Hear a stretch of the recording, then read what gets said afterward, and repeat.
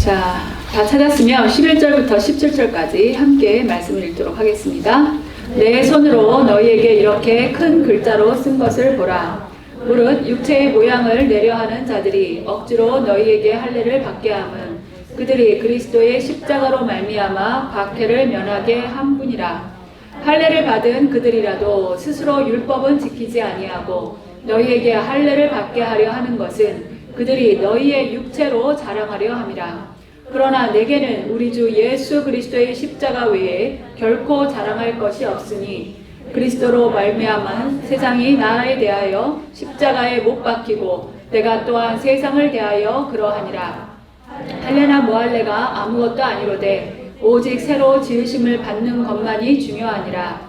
무릇 이 규례를 행하는 자에게와 하나님의 이스라엘에게 평강과 긍휼이 있을지어다. 이후로는 누구든지 나를 괴롭게 하지 말라. 내가 내 몸에 예수의 흔적을 지니고 있노라. 아멘. 할렐루야. 예, 이 갈라디아서는 그렇죠? 갈라디아서는 바울 선생님의 쓰신 거죠. 예, 바울이 1차 전도 여행 당시에 이 갈라디아 지방에 복음을 전하러 갑니다.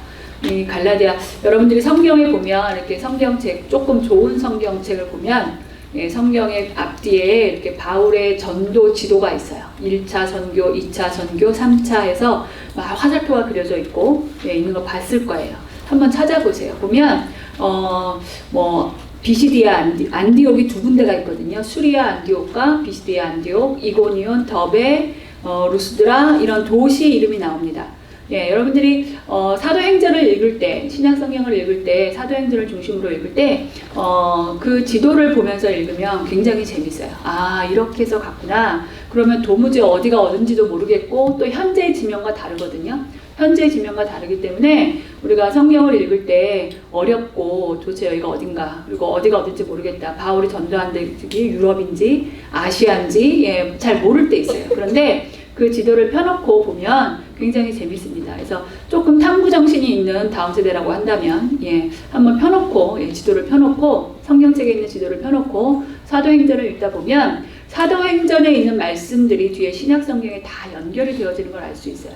예, 왜냐면 사도행전은 예수님의 제자들, 사도들과 바울의 이야기가, 바울이 전도, 그죠? 복음을 들고 사도들이 움직이는 거예요. 사도들이 간 발자취를 따라서 쓴 거기 때문에 예, 그렇기 때문에 그것을 보면 여러분들이 조금 더 재미있게 예, 또 뭐라 그러죠? 그 현장감 있게 예, 아주 옛날 이야기지만 우리가 성경을 볼 수 있습니다. 예, 그럼 오늘은 이 갈라디아 지방의 교회들에게 중요해요. 갈라디아 교회가 아니에요. 교회 이름이 산마처럼 갈라디아 교회가 있었던 게 아니라 갈라디아 지방에 있는 교회들에게 통틀어 같이 보낸 거예요. 그러니까 비시디아 안디옥, 이고니온, 더베, 루스드라 예, 이런 지역을 말합니다. 이게 사도행전 13장에 나와 있어요. 사도행전 13장부터 14장에 보면 바울이 여기를 지나가면서 어떠한 고난을 당했고 얼마나 맞았고 쫓겨났고 막 이런 얘기가 굉장히 자세하게 나와 있습니다. 이 바울은 이 갈라디아 지방에 세워진 성도들에게 지금 이 편지를 보내고 있는 거예요. 편지를 보낸 목적이 있겠죠. 편지를 쓸 때는 목적이 있잖아요. 그 목적이 뭐였냐면 이 갈라디아 교회의 그 성도들은 대부분이 예, 흩어진 디아스포라 유대인들이거나 아니면 예, 이교도를 믿다가 그렇죠. 그 당시에 로마 그렇죠. 그 전에는 페르시아 예, 그러니까 로마는 다신교잖아요. 여러분 그리스 로마 신화 읽어봤죠? 영화로도 굉장히 많이 나오듯이 태양신부터 시작해서 미의 여신, 뭐 전쟁의 신, 엄청나게 많은 신들이 많습니다. 예, 그런 다신을 믿던 사람들이 예수 그리스도의 복음을 전해 들고 예, 예수를 믿고 구원받아서 교회로 들어온 사람들이 훨씬 더 많았다는 거예요. 예, 훨씬 더 많았어요. 그래서 그들은 여기 갈라디아서 3장 27절에 보면 세례를 받았어요. 예, 침례 받았다는 소리예요. 우리가 침례 받잖아요. 침례를 받는 것이 굉장히 중요하잖아요. 우리 신앙에서 분기점이 되는데 예, 침례를 받는다는 건 뭐예요? 과거로부터 이제까지의 나는 죽고 그렇죠. 물속에 푹 들어갈 때 죽고 어떻게 해요? 이제는 예수로 삽니다. 예수 생명으로 다시 태어났습니다. 고백하는 게 침례입니다. 예, 그러니까 침례를 받았어요. 그러니까 자기들이 믿었던 모든 그런 우상 숭배를 다 버리고 이제는 예수로만 살겠습니다. 예, 침례 받았고 또 성령도 체험했다는 걸 알 수 있어요. 갈라디아서 3장 5절에 보면 예, 그런데 그들이 신앙이 어때요? 여러분, 우리나라도 불교가 굉장히 뿌리가 깊죠. 불교보다 더 뿌리 깊은 게 무속신앙이에요. 미신이에요. 미신. 우리나라는 이 샤머니즘이 굉장히 강한 나라예요. 예, 그래서 여러분 예전에도 한번 얘기했지만, 그쵸? 우리의 그 건국 신화가 뭡니까? 예? 뭐예요? 건국 신화가 뭐예요? 몰라요? 우리나라 건국 신화를 몰라요? 어떻게 해야 되지? 당황스러워. 건국 신화 뭐예요? 그렇죠. 단군 신화잖아요. 단군 신화. 단군이 어떻게 태어났어요? 예, 하늘에서 내려온 하늘의 아들과, 그쵸? 여자가 없었잖아요. 곰하고 호랑이죠. 호랑이가 여자가 되려고 불에 들어가서 마늘과 쑥을 먹었는데 호랑이 뛰쳐나왔고 곰은 끝까지 먹어가지고 아름다운 여인이 되어서 아이를 낳았고 그 아이가 단군이에요. 그쵸? 단군이 나라를 세웠어요. 단군 왕건 그러잖아요. 신화입니다. 신화. 신화는 진짜 있었던 얘기가 아니죠. 예, 그리스 로마 신화, 예, 단군 신화. 대부분 역사가 긴 나라들, 예, 우리나라 역사가 굉장히 긴 편이죠. 역사가 긴 나라들은 그 나라들의 고유의 신화를 가지고 있어요. 왜? 그 나라의 자부심이에요. 예, 자부심이고, 우리나라는 적어도 이런 나라야. 신화가 있어. 막 이렇게 해서 신화를 있는데, 그게 보면 곰이 여인이 되잖아요. 곰이 여인이 돼서 그 당시에 이제 학자들이 말하기에는 그 당시 이 한반도에는 곰이 토템이었다. 토템이 뭐예요? 곰이 되게 많았다는 거예요. 우리나라에 한반도에 되게 무서웠다라는 거예요. 무서우면 사람들이 어떻게 합니까? 섬기죠. 섬깁니다. 먹이도 갖다 놓고, 그쵸? 인신으로 공양을 하기도 하고 섬깁니다. 그래서 아프리카 어느 지역은 사자이기도 하고 큰 뱀일 때도 있고요. 그래서 우리나라의 토템은 아마 곰이었을 것이다. 그래서 곰을 중심으로 해서 태어난 사람이 이 한반도의 어떤 신이 됐다라고 말할 정도로, 예, 그런데 그러니까 그런 미신이 쭉 이어져 내려와서 불교를 믿어도 미신적으로 기복신앙으로 흘렀고요. 불교는 사실은 종교라기보다는 어떤 학문에 가깝죠. 그런데 사람들이 그것을 미신으로, 그죠? 짬뽕이 됐어요. 짬뽕이 됐고, 유교도 마찬가지고, 예, 기독교도 예수를 믿는데도 불구하고, 예, 진짜 복음을 믿지 않고 기복신앙으로 흐른다. 로마서에서 말씀하고 있잖아요. 기복신앙은 탐심이고 그것은 다른 복음이다. 복음이라고 할 수 없다. 근데 그 당시에 1세기잖아요. 1세기. 예수님이 복음을 전하시고, 예, 부활하셨다. 예, 부활한 사람들이 부활한 예수님을 만났다. 승천하셨다. 성령 받았다. 마가 다락방 성령 받고 그 사람들이 막 흩어져서 복음을 전하고 교회가 세워졌어요. 그러니까 예수님이 승천하신 지 얼마 안 된 거죠. 1세기. 예, 그러니까 그들이 굉장히 우리가 다이나믹한 신앙생활을 하고 있는 거예요. 그래서 이교도를 믿다가 그 예수를 진짜 믿고 받아들이고, 이제 예수님이 진짜 참신이야. 부활했대. 부활한 신이야. 자, 믿는데 그들이 과거로부터 계속적으로 믿어왔던 그 이교도들, 그쵸? 우상 숭배랑, 예, 조금씩 그 습관들이 남아있는 거예요. 습관들이 남아있다. 그래서 불교나 미신을 많이 믿다 교회 들어오신 분들은 교회에서 기도할 때 우리가 보통 이렇게 하거나 이렇게 기도를 하잖아요. 근데 어떻게 해요? 이렇게 해가지고 막 비시는 분들도 계신다. 제가 봤거든요. 진짜 막 이렇게 하고 기도할 때 막 이렇게 비세요. 교회에서. 그래서 그렇게 하시면 안 됩니다. 성전에서 예수님 막 이러면서, 예, 이게 습관이 된 거예요. 자기도 모르게. 막 이게 지성을 드린다. 이게 습관이죠. 이것처럼 이 당시에 갈라디아 지방의 교회 사람들도 자기들의 열심으로 자기들이 섬겼던 우상 숭배의 모습들이 그 그리스도 예수를 믿는 믿음과 짬뽕이 되기 시작했다는 거예요.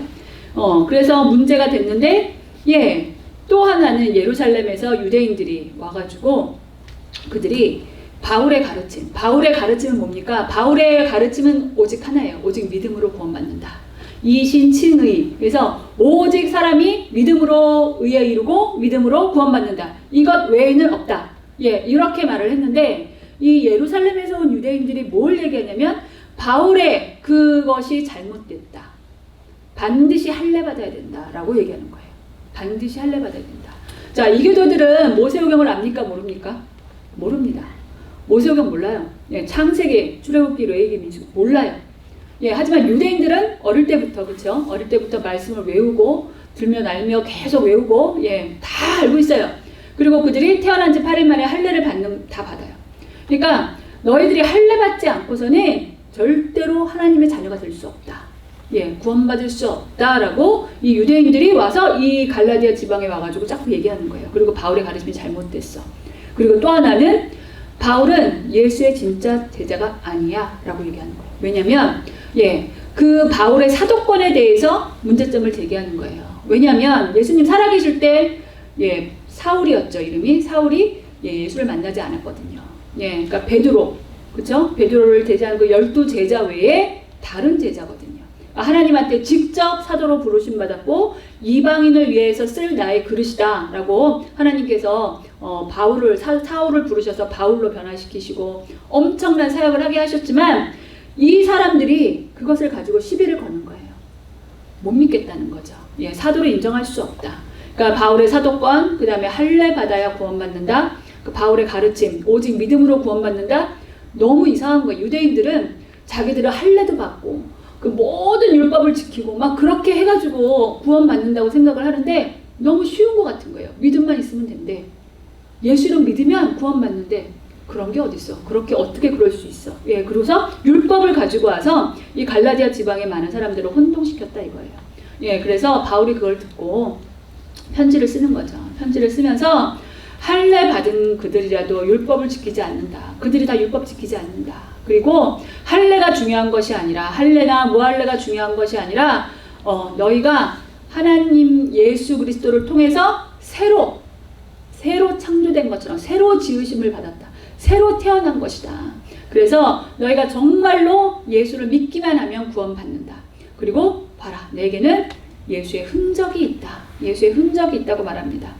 예수님의 제자들도 그랬죠. 부활하신 예수님을 만났을 때 도마는 어땠어요? 못 믿겠다. 예수님 살아났다. 부활하셨다더니 못 믿겠다. 내가 그 옆구리에 손을 넣고 이 못자국을 내가 다 만져봐야겠다. 예수님이 직접 도마에게 나타나서 만져봐라. 그러죠. 만져봐라. 손 넣어봐라. 그러니까 그 흔적, 고난의 흔적을 보고 도마가 진짜 예수님이 다시 부활하셨다는 것을 알게 된다는 거죠. 이 흔적이라는 말은 이제 그 당시에 헬라어로 보면 스티그마라고 하는데 노예나 전쟁 포로들을 잡아오잖아요. 노예나 전쟁 포로들에게는 각 집안의 우리 집 노예다, 김씨 집안의 노예다. 그러면은 김씨 집안의 문양을 찍어요. 몸에다 찍습니다. 아니면 귀를 벽에다 대고 구멍을 뚫지요. 귀걸이 하죠. 우리 아름답게 장식하려고 귀걸이를 하는데 이 귀걸이의 원래 첫 시작은 노예입니다. 그래서 벽에다가 귀를 대고 찍어요. 찍어서 거기다가 고리를 채우고 문양을 채워서 이건 우리 집 딱 보면 저거는 김씨네 노예, 여기는 이씨네 노예. 이렇게 노예가 구별될 수 있게 한다는 거예요. 그러니까 동물들 여러분 이렇게 돼지고기 먹다 보면 돼지 껍데기에 이렇게 도장 찍힌 거 보이죠? 그런 것처럼 사람에게도 그렇게 각인을 했다. 그것이 흔적, 그것을 가리키는 말이에요. 그러니까 바울은 내 몸에 그 예수를 믿었고 그 예수로 구원받았고 예수와 함께 그 예수를 전하면서 받은 그 모든 그 흔적, 고문의 흔적들이 내 안에 있다라고 말을 하고 나는 이게 부끄럽지 않다. 노예도 아닌데 흔적이 있다고 그러면 흔적이 있는 건 다 노예였거든요. 그 당시에. 몸에 흔적이 있고 구멍이 뚫리고 귀에 구멍이 뚫리고 이런 건 다 노예였어요. 그런데 그것을 나는 부끄러워하지 않는다. 왜냐하면 지금은 우리가 십자가 그러면 십자가 목걸이를 하기도 하고 십자가를 우리가 거룩한 것으로 여기고 함부로 하지 않죠. 만약에 우리가 꿈을 꿨는데 십자가에서 빛이 막 나오는 꿈을 꿨다 그러면 어때요? 엄청나게 좋은 꿈이라고 생각하죠. 우리가. 그렇죠? 와, 대단한 꿈을 꿨어. 이거 정말 좋은 일이 있으려나 봐. 막 기도 응답이 드디어 온다. 그러지만 그 당시에 만약에 십자가 꿈을 꿨다? 아주 흉몽입니다. 그 당시에 십자가 꿈을 꿨으면 죽을 거죠. 죽는 꿈이죠. 왜냐하면 십자가는 뭐예요? 사형 도구였으니까. 사형 도구. 예수를 믿지 않는 자들에게는 십자가는 사형 도구예요. 그리고 아주 어떠한 죄인도 십자가의 틀은 지고 싶어 하지 않았던 극악한 죄인들이 매달렸던 곳이 바로 그 형틀이 십자가예요. 그런데 그 십자가의 흔적이 내게 있다. 난 부끄럽지 않다라고 바울이 얘기하는 거예요. 오늘 저와 여러분은 21세기를 살고 있는데 신앙, 예수를 믿고 그렇죠? 우리가 신앙을 가지고 있다고 말하고 오늘도 이렇게 예배를 드리고 있습니다. 그럼 저와 여러분들에게는 어떤 예수의 흔적이 있을까? 어떤 예수의 흔적이 있어서 그것을 보고 사람들이 우리를 그리스도인, 예수 믿는구나 라고 표시를 할 수 있을까? 예, 한번 생각해 보시기 바랍니다. 나한테는 어떤 흔적이 있을까? 첫 번째, 예수의 흔적. 예, 흔적이 뭐냐? 첫 번째는요, 온유한 심령입니다. 온유한 심령으로 대처하는 겁니다. 무슨 일을 만나도, 어떠한 사람을 만나도, 어떤 환경에서도 온유가 나온다는 거예요.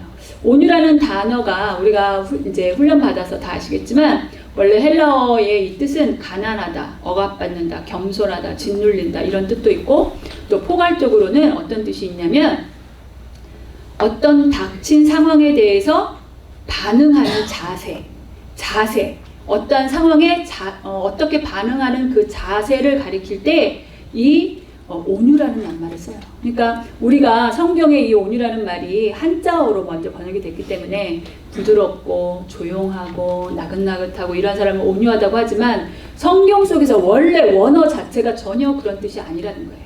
어떤 뜻이냐? 예, 닥친 상황에 대처하는 자세를 말한다. 겸손함을 말한다. 예, 이렇게 말하는 거죠. 낮아진, 비천함.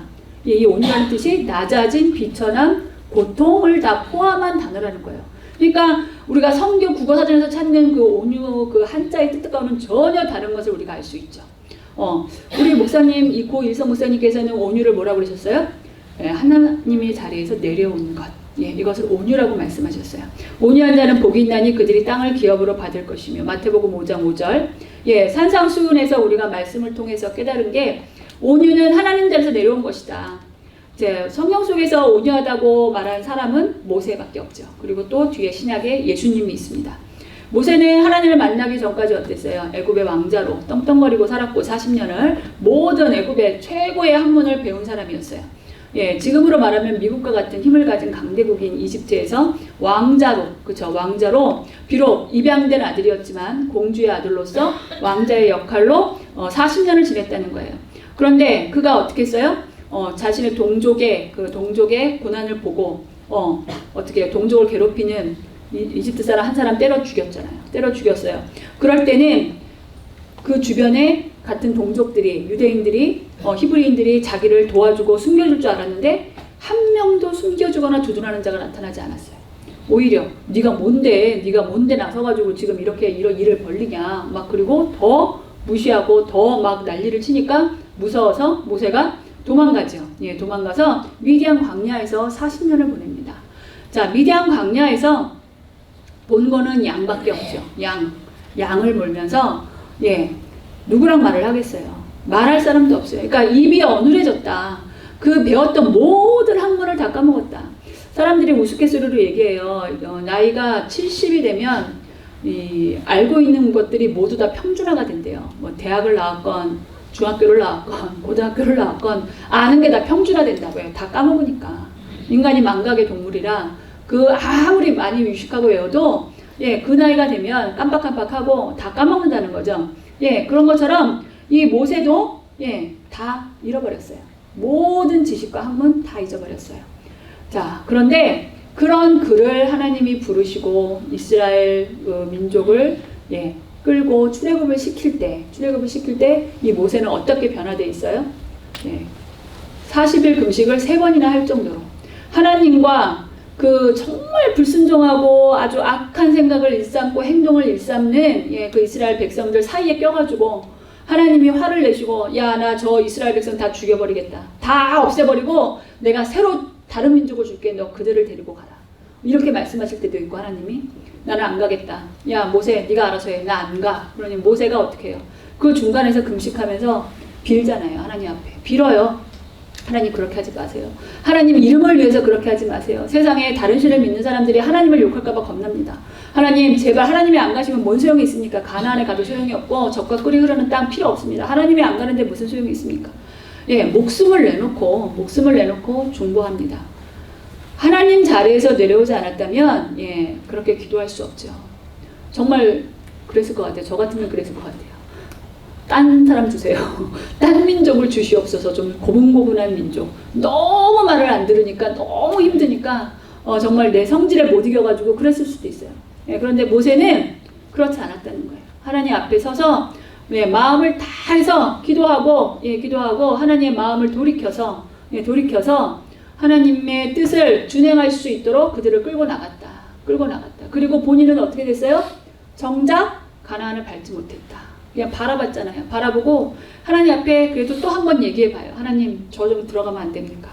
저 들어가면 안 됩니까? 아니면 제가 아직 다 이 백성들에게, 다 이 후손들에게, 이 다음 세대, 이 세대들에게, 광야에 태어난 이 세대에게 아직 다 말씀 못 전했습니다. 더 새겨야 됩니다. 그러니까 제가 같이 들어가면 안 될까요? 하나님이 딱 잘라서 말씀하죠. 너는 나한테 두 번 다시 말하지 마. 그 문제에 대해서 말하지 마라. 어떻게 보면 하나님이 참 매몰차시죠. 그런데 이 어때요? 모세는 바로 순종해요. 하나님 자리에서 내려왔기 때문에 가능한 거예요. 그렇지 않았다면 이 안에서, 그쵸? 안에서 화가 나고, 내가 얼마나 고생을 했는데, 내가 얼마나 눈물을 흘리며 금식을 하고 기도를 했는데, 하나님, 내가 저기를 못 가면 누가 들어갑니까 도대체? 내가 들어가야지 왜 나는 못 들어갑니까? 제가 제일 먼저 밟아야지 왜 저는 빠집니까? 안 그랬을 것 같아요? 다 그랬을 것 같아요, 여러분들. 저도 그랬을 것 같고, 거기 그 순간에 왜 나는 거기를 밟지 못합니까? 하나님 앞에 막 무진장 때를 썼을 것 같아요. 그런데 더 말하지 마라. 그러니까 거기에 딱 마음을 접죠. 마음을 접어요. 그래서 그는 정말로 가나안을 바라보기만 했을 뿐, 느보산에서 그가 운명하는 걸 볼 수 있습니다. 자, 저와 여러분은 얼마나 온유합니까? 또 신약 성경에 보면 예수님이, 그쵸? 나는 마음이 온유하고 겸손하니 내 멍에를 베고 나에게 배우라. 마태복음 11장 29절. 여러분, 예수님이 순종하셔서 십자가를 지셨죠. 아까 말했죠. 온유가 뭐예요? 하나님께서 내려온 거. 예수님과 하나님은 본체십니다. 같으세요. 같은 분, 삼위, 위치만 다를 뿐이에요. 그런데 하나님과 동등하신 분이 스스로 낮아지셔서 하나님의 사람과 같은 모양을 가지셨고, 너 십자가에서 죽어. 인간 사람에 가지고 가장 극악무도한 죄인들이 벌을 받는 그 십자가에서 죽으셨다. 죽으심에 순종하셨다. 완전히 내려오신 거죠. 하나님 자리에서. 그러니까 그게 뭐예요? 온유한 자다. 나는 온유한 자다. 그러니까 너희가 나한테 와서 배워라. 그러니까 우리가 예수의 흔적이 있다라는 것은 뭐예요? 하나님께서 내려오는 것처럼 우리가 온유한 자로 살아야 된다는 거예요. 온유한 자는요, 부드러운 게 아니에요. 그냥 부드러운 게 아니에요. 어떤 환경과 상황 속에서도 예수로 반응하는 게 온유한 거예요. 이게 얼마나 어렵습니까? 저도 어려워요. 저도 이 부분에 관해서 늘 기도하는 부분이죠. 좀 된 것 같다가도 보면 아니고, 보면 아니고, 보면 아니고, 어느 순간에 위에 속에서부터 올라오고, 겉은 웃고 있으나 속에서는 화가 나고, 이럴 때가 얼마나 많이 있어요. 그러니까 온유라는 성품은 우리가 완전히 하나님 자리에서 내려왔을 때만 가능한데, 예수님이 그러셨고 모세가 그랬다. 그러니까 정말 어떤 사람들이 나에 대해서 뒷담화를 할 때 여러분 어때요? 학교에서 그것 때문에 많이 다투죠, 친구들이. 뒷담화를 할 때 그것이 내 귀까지 들려오면 어때요? 여러분, 화가 납니다. 화가 나요. 그럴 수도 있지가 잘 안 돼요, 처음에 들으면. 그런데 좀 잘 생각해 보면 이상해요. 남이 나한테 뒷담화를 해요. 근데 그 말이 전혀 나랑 다른 얘기, 전혀 잘못된 이야기를 그들이 말하고 있어요. 그러면 잘못된 이야기들을 그들이 말해. 말하는 건 그들의 자유니까. 그러면 그럴 수도 있지가 돼야 되거든요, 바로. 근데 우리는 누가 나한테 그 말이 틀린 말이건 맞는 말이건 뒷담화했다는 말을 듣는 순간부터 어때요? 이 속에서 올라와요. 속에서 올라와요. 안 그런 사람이 있습니까? 있으신가 봐요. 있나 봐요. 안 그러신 분은 대단하신 거예요. 그게 쉽지 않아요. 그게 되게 어렵거든요. 그러니까 왜 뒷담화를 들었을 때 그냥 그럴 수도 있지가 되는 게 당연한 건데 왜 안 될까? 이게 뭐 때문이냐면요, 사단의 거짓말 때문이에요. 여러분, 셀프 토킹이라는 말이 있습니다. 상담학의 셀프 토킹. 제가 상담학 할 때 배웠는데, 셀프 토킹이 뭐냐면 스스로 다시 말하는 거예요. 누가 나에 대해서 말을 하죠. 그러면 그 말을 내가 듣고요, 그 말을 다시 해석해요. 스스로 나한테 다시 말하고 다시 해석해요. 재해석한다는 거야. 내 상황과 내 생각과 내 경험과 내 지식으로 다시 생각해서 그걸로 딱 결정짓는다는 거예요. 결정져서 그렇게 말을 해요. 그러니까 왜 제가 나한테 저런 말을 하지? 예전에 내가 한 말 때문에 삐졌나 보다. 이제 내가 예전에 했던 말 때문에 얘가 그것 때문에 계속 고깝게 생각하다가 이제 드디어 나한테 공격을 하는구나. 이렇게 스스로 말을 만드는 거야. 자기 안에서 스스로 셀프 토킹을 하는 거예요. 그렇게 말을 하는 거야. 아니, 걔가 저 사람이 나를 싫어하는구나. 너를 싫어하기 때문이야.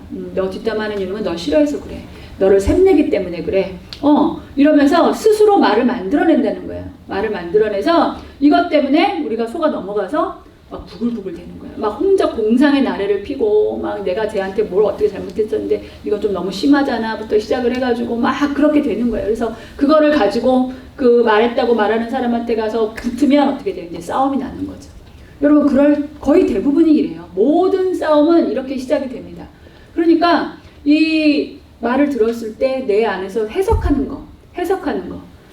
누가 하는 거? 내가 하는 거잖아요. 그게 뭐예요? 내가 하나님 자리에 올라가서 해석할 수 있도록 사단이 자꾸 나를 밀어 올리는 거예요. 야, 네 생각이 오라. 걔가 왜 그러는 줄 알아? 야, 너를 질투해서 그래. 너를 싫어해서 그래. 너한테 원래 대한 반감이 많아. 이러면서 자꾸 거짓말을 해. 그러니까 네가 이렇게 반응하는 건 당연한 거야. 가서 따져.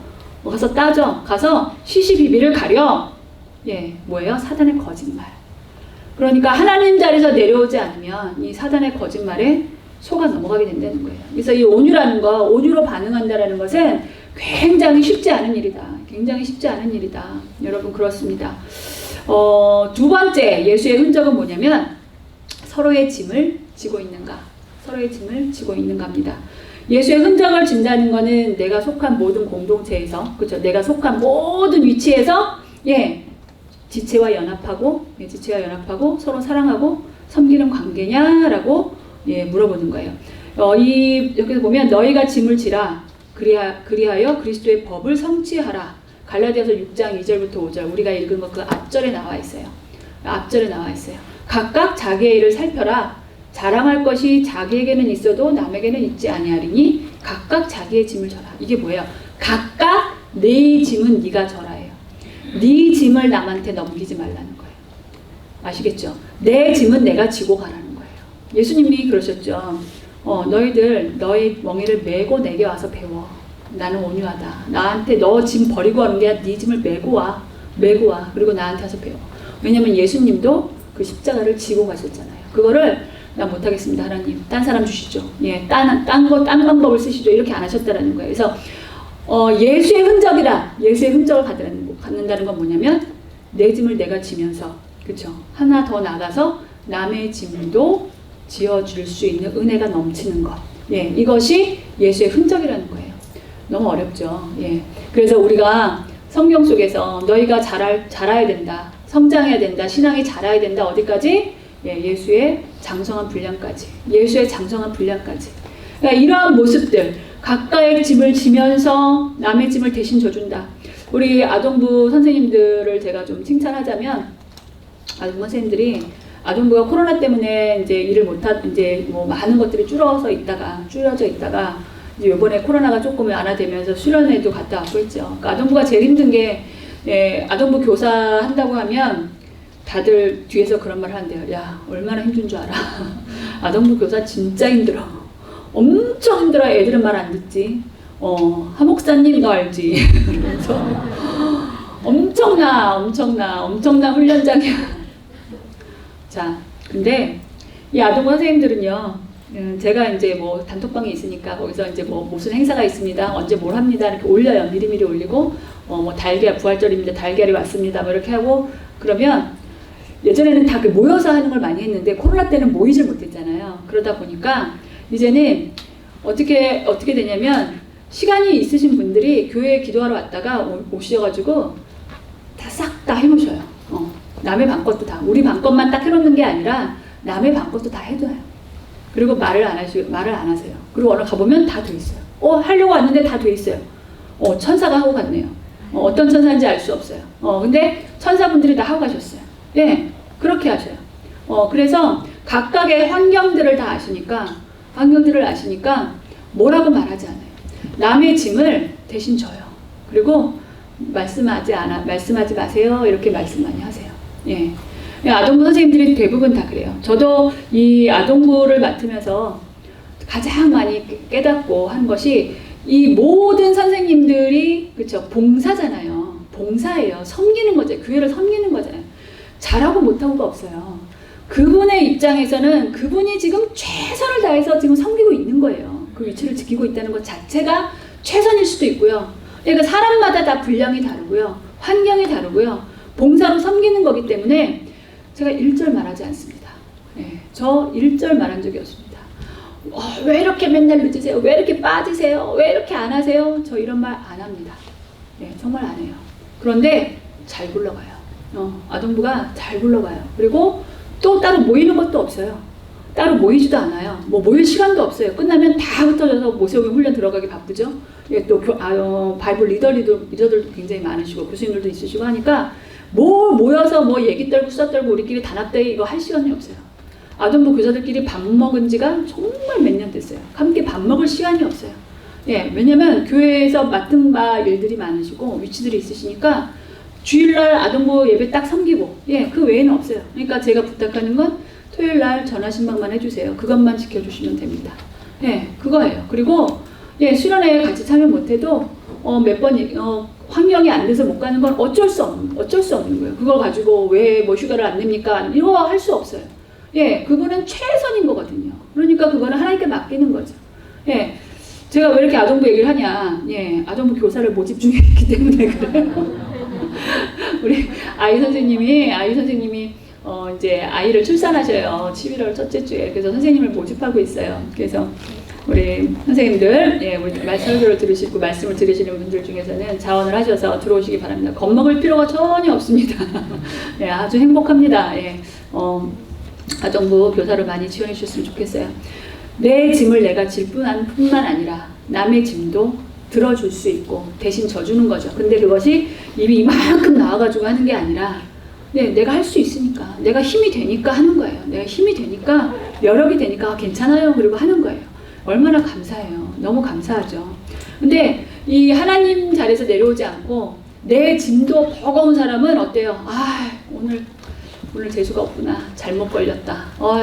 딱 왔는데 어떻게 하필이면 또 하목사님한테 걸려가지고 이것 좀 같이 하실까요? 막 이런 말을 들었어. 근데 입이 이만큼 나와가지고 막 하기 싫어가지고 막 이러면요 굉장히 힘들죠. 자, 우리가 예수의 흔적을 가진다는 건 뭐냐? 각각 나의 짐을 지고 남의 짐도 들어줄 수 있는 것. 그게 예수의 흔적입니다. 예수님이 그렇게 하셨기 때문에 그래요. 세 번째는 심는 대로 거둔다는 것을 믿고 인내하는 겁니다. 이 세상의 많은 자연 법칙은 하나님께서 그 자연 법칙을 통해서 말씀하고 계세요. 세상 사람들은 인정하지 않지만 그것이 과학이라고 하고 그것이 상식이라고 말하고 과학의 법칙이지, 만유인력의 법칙, 과학의 법칙이지 하지만 그렇지 않아요. 그 모든 것들이 하나님이 우리에게 말씀해 주시는 자연 계시라는 거예요. 그걸 일반 계시라고 합니다.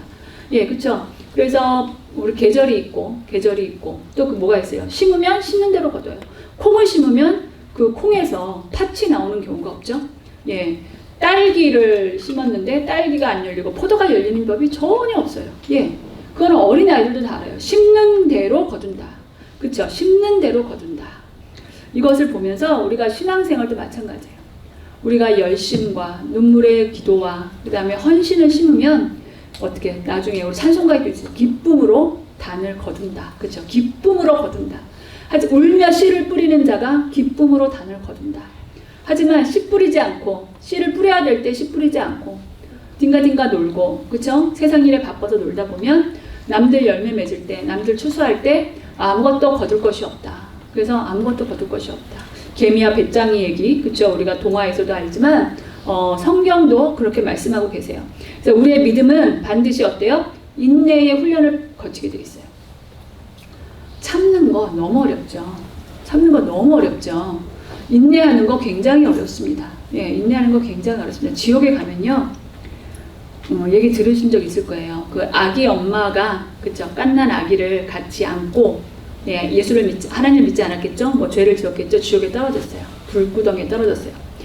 너무 뜨겁잖아요. 그러니까 이 아기를 꼭 안고 아기를 안 떨어뜨리려고 막 뛰면서 막 너무 뜨거우니까 막 그러다가 나중에 어떻게 한다고요? 아기를 발밑에 깔고 앉잖아요.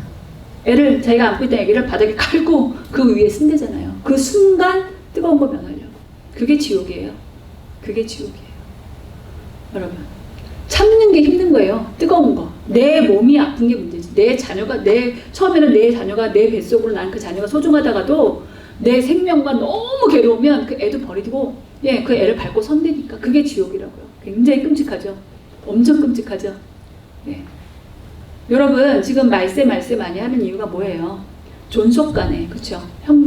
자녀와 부모 간에, 형제 간에 범죄가 굉장히 많아져. 극악무도한 범죄가 굉장히 많아져요. 뭐 예전에 영화, 아주 끔찍한 영화나 아주 소설이나 이래서 볼 수 있는 일들이 실제로 우리 나타나고 있어요. 너무나 많이 나타나고 있죠.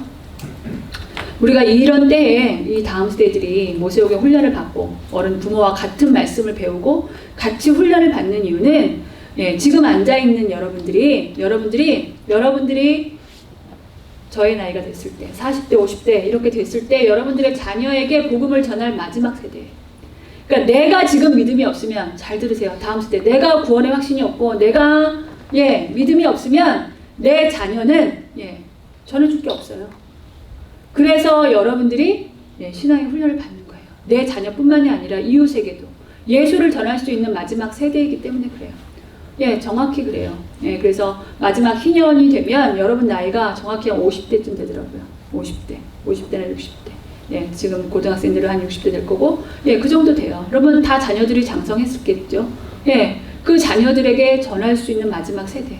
내가 전하지 않으면 내 자녀는 구원받지 못하는 거죠. 또 자녀의 자녀든 더 말할 거 없어요. 자, 그래서 우리가 복음을 전하는 이 마지막 때입니다. 여러분, 믿음은요, 반드시 이렇게 오래 참아야 돼요. 아브라함이 75세에 부름받았어요. 떠났어요. 떠나서 우리가 훈련 받은 것처럼 순종에서부터 이삭 드림까지, 그쵸? 아브라함이 175세에 죽었는데, 이삭 드릴 때 아브라함의 나이가 한 137세에서 138세로 추정해요. 그때 이삭의 나이를 했을 때 100세에 나왔으니까. 그러면 137에서 75를 빼보세요. 그러면 대부분 62가 나와요. 그럼 62년 동안 아브라함은 훈련받은 거예요. 여러분, 62년이 짧습니까? 우리나라로 말하면 회갑이죠. 60년을 엄청나게 불구덩이에 들어갔다 나왔다 하면서 1단계부터 10단계까지 훈련을 계속 받은 거예요. 마지막에 이삭 드릴 때 그때서야 하나님이 도장 찍어주셨어요. 온전하구나. 네가 의인이구나. 인정한다. 그 기간을 기다렸어요. 그리고 또 자녀는 그 이삭 드림까지 그것까지 테스트를 받고 하나님께서 허락해 주셨다. 인정해 주셨다. 우리가 만약에 말씀을 듣는 분들 중에서 내가 신앙의 첫 때다. 우리 가정에, 우리 가문에 내가 신앙의 첫 번째 신앙이다. 그러면 각오하셔야 됩니다. 아브라함처럼 길진 않아도 길 수밖에 없어요. 왜냐하면 그동안 나는 예수 알지 못했고 우리의 조상도 예수 알지 못했고 내가 처음 예수 믿었고 그렇다고 한다면 첫 때라고 한다면 아브라함과 같이 불같은 시험이 있습니다. 연단이 있어요. 연단이 있어요. 불같은 시험도 있고 연단도 있고요.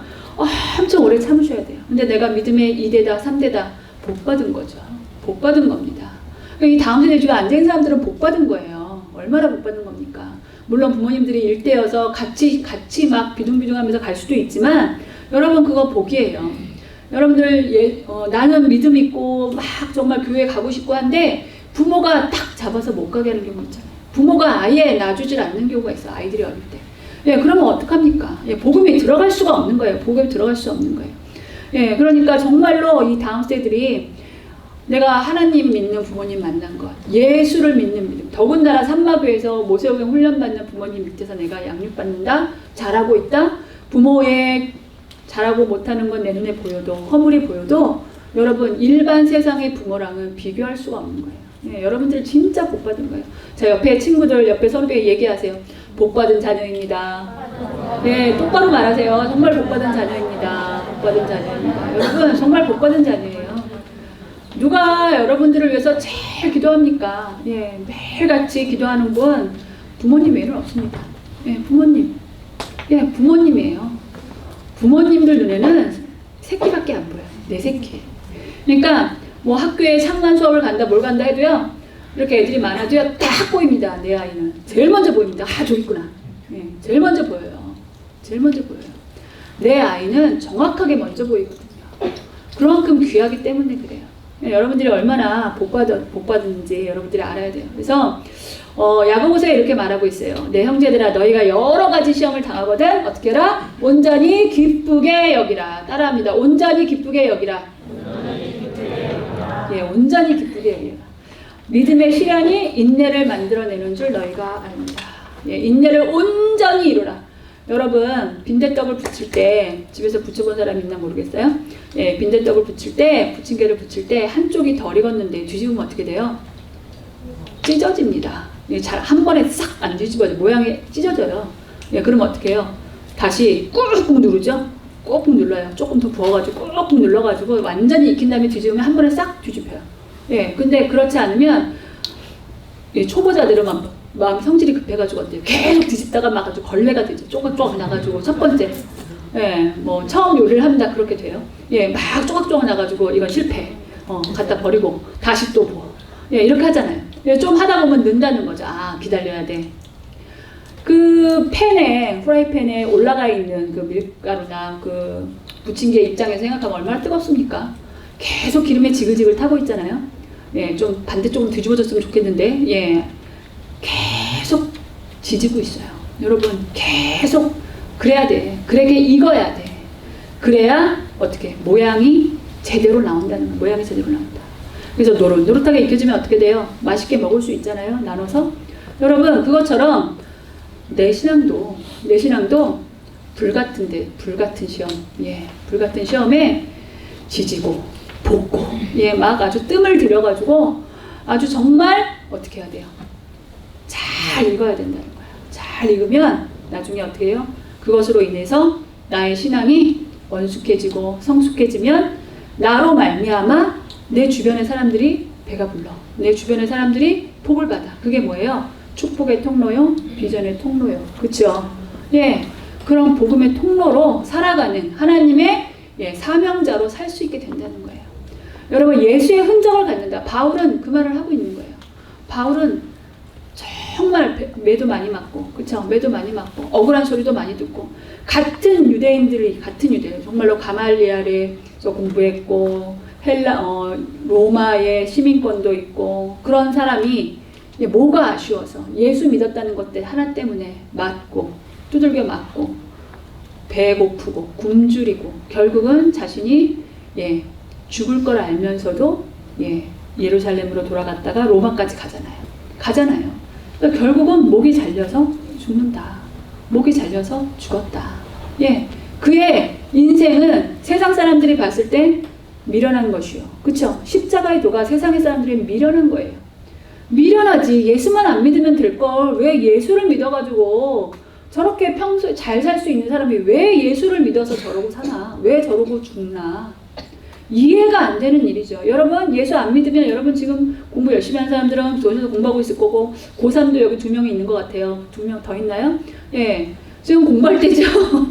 얼마 안 남았잖아요. 예. 얼마나 지금 막 몸 컨디션 관리를 해가면서 할 때입니까? 곧 수능이잖아요. 예. 그럼에도 불구하고 하나님 앞에 나와서 예배를 먼저 드리는 거. 왜? 내가 나의 삶이 공부하는 것도 삶이 예배가 되는 게 목적이니까. 그쵸? 공부의 목적도 예배예요. 놀 때도 예배가 목적이에요. 그러니까 모든 것에서 내 몸에서 예수가 나오는 거야. 예수. 그래서 제가 레가 훈련을 시키면서 레가 훈련을 조금 넓히면서 아까도 얘기를 했지만 그 아이들에게 말씀만 계속 먹였죠. 말씀만 외워서 우리가 창세기 1권 카드를 다 외웠어요. 그래서 지금 계속 반복해서 외우고 있어요. 그래서 대성전 방송 공사가 다 끝나면 이제 다시 녹화를 할 겁니다. 녹음을 해서 각각 갖고 있도록 그 애들의 그 외운 말씀을 이제 아브라함 순종 1단계부터 예, 마지막 단계 이삭 드림까지 이제 말씀을 다 외웠거든요. 예, 그러니까 이제 그 말씀을 녹화를 할 건데 그 말씀도 먹이면서 이제는 한 달에 한 번 정도는 특별 활동을 통해서 아이들의 시야를 좀 넓혀줘야겠다. 왜? 시야를 넓혀줘야겠다. 왜 시야를 넓히냐? 뭐 때문에요? 예, 하나님의 나라를 위해서 일할 아이들이잖아요. 하나님 나라를 위해서 일할 아이들이니까 예, 세상을 보고 바로 보고 그렇죠. 예수님의 시각에서 보고 어디를 가나 예수가 나타날 수 있는 훈련을 하는 거죠. 예수가 나타날 수 있는 훈련을 하는 거예요. 이제 레갑 주니어가 5명이 있고 나머지 레갑 키즈들인데 아이들이 친해요. 서로 많이 친해요. 뭐 이제 산마 배움터도 있고 그다음에 또 어릴 때 이제 한두 살 차이고 막 하니까 친해요. 그러니까 예, 초등학교 애들이 장난 삼아서 나이는 30살 차이인데 야 이럴 때도 있고 그렇죠? 누구 이름을 부르고 준영아 이렇게 부를 때도 있고 막 그런단 말이죠. 그래서 제가 얘기했어요. 절대 안 된다. 내가 반해서 질서 지켜라. 예전에 이일성 목사님이 산마학교 때 그랬어요. 똥통학교의 특징이 뭔 줄 아냐? 똥통학교 특징? 선후배가 없어. 선후배가 없어. 질서가 없어. 그러니까 권위를 잡으라는 것이 아니라 너희들이 경계선을 넘지 마라. 항상 어디를 가나 경계가 있어요. 본인들이 그거 알잖아요. 여기서 이거는 안 돼. 여러분들 그걸 알잖아. 어느 정도 선이 다 있잖아요. 저 알아요. 다 알려주지 않아도 눈치가 있으면 알아요. 근데 그거를 모르고 막 행동하면 뭐가 돼? 저 사람 약간 좀 부족하구나. 그쵸? 부족하구나. 이렇게 말하잖아요. 그렇게 말하잖아요. 그리고 세상에 나가면 뭐라고 하냐면 푼수라고 해요. 저런 푼수 같은 이라고. 분위기 파악을 못해. 지금 저럴 때가 아닌데. 예. 그래서 적어도 말씀의 훈련을 받는 우리 산마의 다음 세대들은 어디를 가나 질서를 지킬 줄 알고 위 건의에 순종할 줄 알고, 그쵸? 한 살 차이여도 위아래 형제 자매 간에 한 살 차이를 할지라도 인정해 줄 건 인정해 주고, 그쵸? 인정해 줄 건 인정해 주고 서로가 섬겨주고, 예, 그런 아름다운 공동체 훈련을 좀 했으면 좋겠다 싶어가지고 제가 얘기를 했습니다. 여러분, 하나님은 신실하신 분이에요. 신실하다는 건 처음부터 끝까지 성실하다. 그러니까 변함이 없다라는 거예요. 변함이 없다. 항상 변함이 없으신데 그 변함이 없으신 이유가 자기 이름을 위해서요.